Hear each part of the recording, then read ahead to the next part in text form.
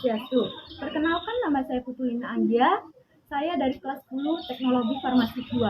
Saya berada di SMK Negeri 1 Kebukamhan, tepatnya di depan ruang laboratorium farmasi. Saya berada di sini dengan teman-teman, yaitu kelompok 1 yang akan mengenalkan alat-alat laboratorium berdasarkan bahannya, yaitu kaca dan non-kaca. Silakan disimak ya.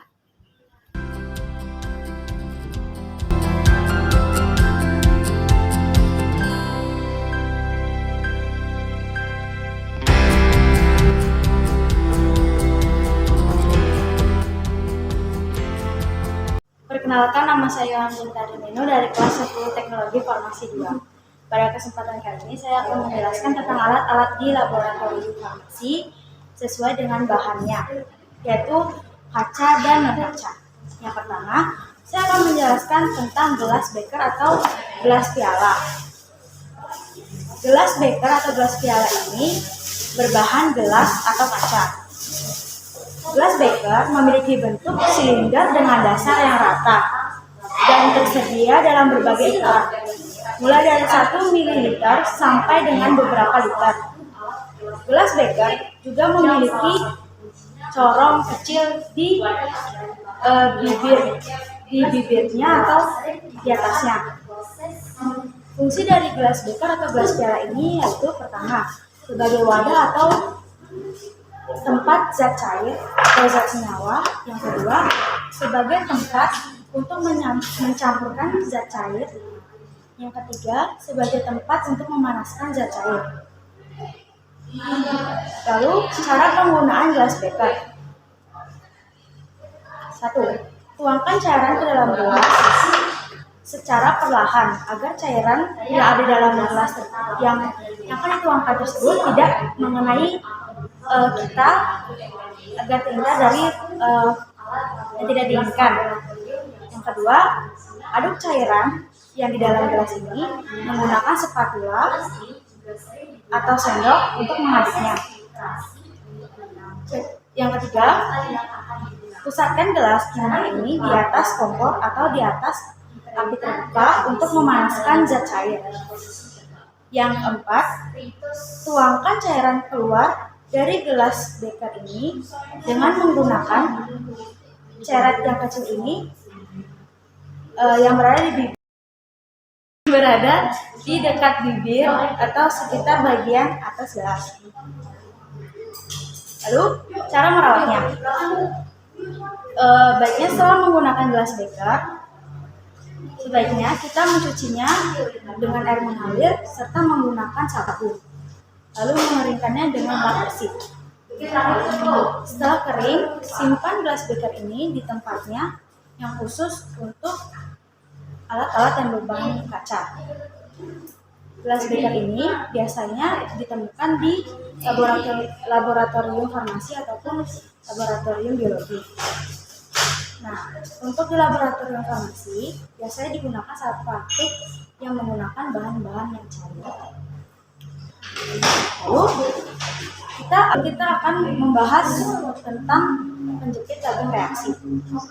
Penjepit tabung reaksi ini berbahan kayu. Sebenarnya penjepit tabung reaksi ini memiliki berbagai bahan, yaitu ada yang logam, ada yang besi. Namun yang ada di laboratorium farmasi di sekolah saya yang ada hanya kayu. Bentuk penjepit tabung reaksi ini seperti penjepit, yaitu di sininya berisi lubang tempatnya untuk sebagai tempat untuk menjepit tabung reaksi. Fungsi dari penjepit tabung reaksi ini adalah untuk menjepit tabung reaksi pada saat dipanaskan dan memindahkan tabung yang telah dipanaskan ataupun pada saat proses pemanasan. Lalu, cara penggunaannya. Bila kita ingin menggunakan penjepit tabung reaksi ini untuk memindahkan atau saat tabung reaksi melakukan pemanasan, kita mencapai tabung reaksi tersebut ke dalam api ataupun kompor.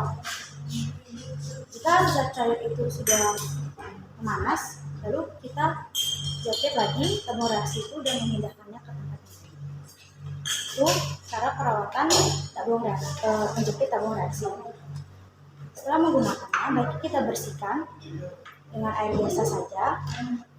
Setelah itu disimpan di tempat yang aman, mudah dilihat, dan terhindar dari ruangan yang lembab.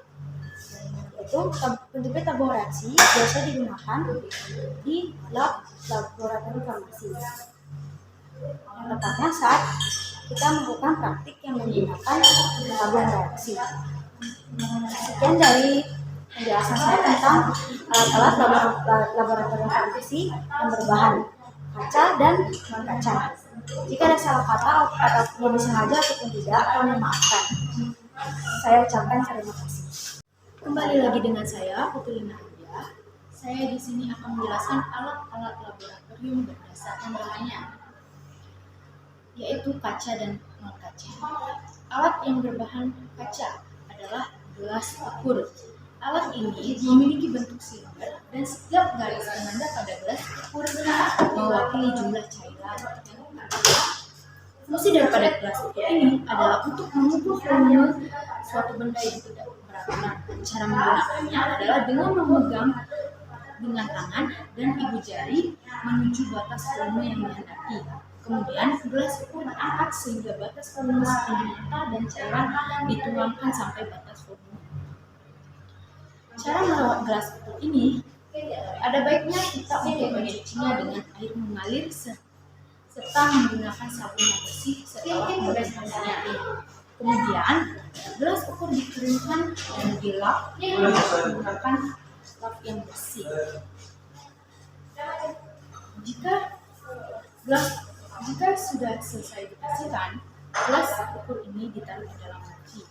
Namun gelas ukur tersebut harus disimpan dengan posisi melintang agar tidak menyebabkan gelas menggelinding ke sana kemari di saat tidak ada benda lain ketika kita membuka atau menutup laci. Gelas ukur biasanya digunakan untuk mengukur volume pada lab farmasi maupun kimia. Sekian dari penjelasan dari gelas ukur. Selanjutnya saya akan menjelaskan alat-alat laboratorium yang menggunakan yang berbahan non kaca, yaitu botol semprot. Botol semprot ini berbahan plastik yang memiliki bentuk layaknya botol biasa yang sering kita jumpai atau lihat. Hanya saja bentuk dari botol ini memiliki selang yang digunakan untuk mengukur cairan dari dalam. Fungsi daripada botol semprot ini adalah sebagai tempat air suling Aquades. Cara menggunakannya adalah dengan memberikan tekanan pada badan botol sampai airnya keluar. Cara merawatnya, jika botol semprot yang masih ada Aquades, sebaiknya jangan dicuci karena masih bisa digunakan.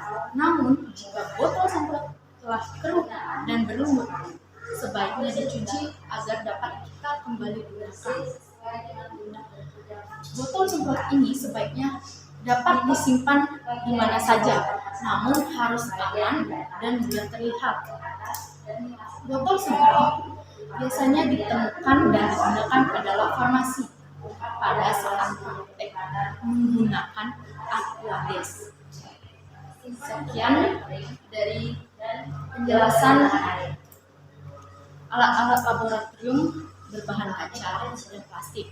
Saya tutup video saya dengan Santi Santi. Perkenalkan, nama saya Putri Putri. Di sini saya akan menjelaskan tentang bahan yang alat-alat yang berbahan kaca dan non kaca. Yang pertama saya akan membahas yaitu alat Erlenmeyer adalah alat yang berbentuk kaca dan memiliki bentuk seperti gelas dengan ujung kepala yang lebih kecil lalu melebar hingga pada dasarnya. Kedua, fungsi alat menjadi wadah dari bahan kimia cair. Lalu yang ketiga, cara penggunaannya, masukkan larutan yang akan diencerkan lalu diguncangkan perlahan dan hati-hati. Keempat, cara perawatannya, Dicuci dengan larutan pembersih umum, lalu dikeringkan dan dimasukkan ke dalam lemari penyimpanan. Kelima, cara penggunaannya pada saat praktik yaitu dengan cara mentitrasi larutan yang akan ditetapkan normalisanya. Dan yang kedua yaitu alat tabung reaksi. Alat tabung reaksi berbentuk dari kaca atau plastik yang bentuknya kira-kira sebesar jari tangan manusia. Kedua, fungsinya untuk melakukan uji biokimia dan menumbuhkan mikroba. Ketiga, cara penggunaannya menaruh tabung reaksi di lubang-lubang yang tersedia pada rak.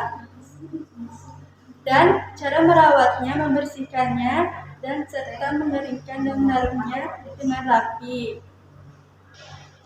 Dan cara penggunaannya pada saat praktik yaitu tabung reaksi digunakan pada saat kita ada di laboratorium farmasi dan digunakan saat praktik yang menggunakan tabung reaksi ini. Sekian saya ucapkan terima kasih. Itu dia video dari kelompok 1 mengenai alat-alat laboratorium berdasarkan bahannya. Jika ada salah kata, mohon dimaafkan. Saya tutup video kali ini dengan sebuah pantun. Siang hari makan kuaci, makan bareng sama Ibu Asih. Cukup sekian video kali ini. Saya ucapkan banyak terima kasih. Om Santi Santi Santi.